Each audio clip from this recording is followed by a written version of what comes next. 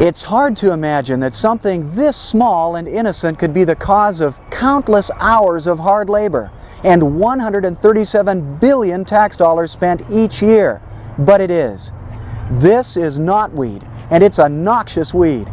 In fact, knotweed is one of the most invasive species on the planet.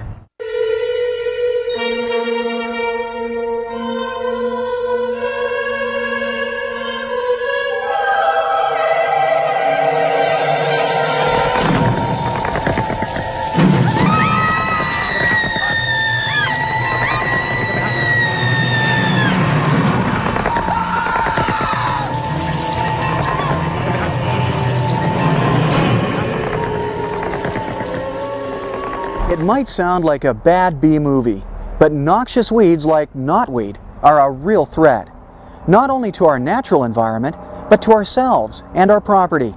And it might also surprise you to learn that most of these leafy terrors started out as beautiful garden plants. So what makes a plant a noxious weed?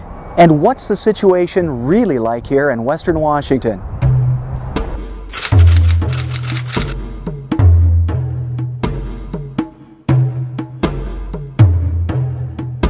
A plant becomes a noxious weed, and noxious being a legal term in the state of Washington, and that defines a plant that has been placed on the noxious weed list.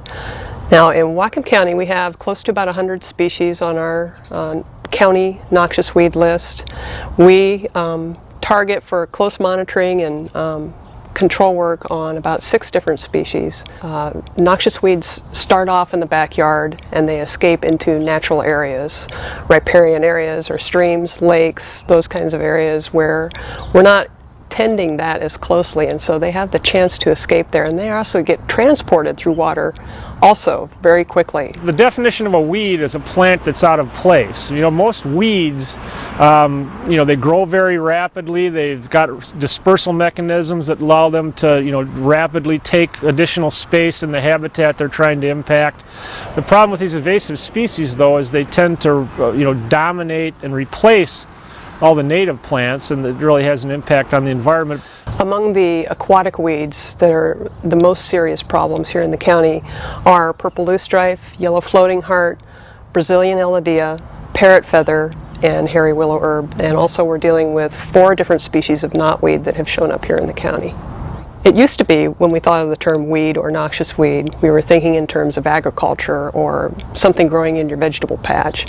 And those are certainly still impacts that we feel. Economic losses every year. We lose billions to agricultural crops and livestock and just weed control in that arena.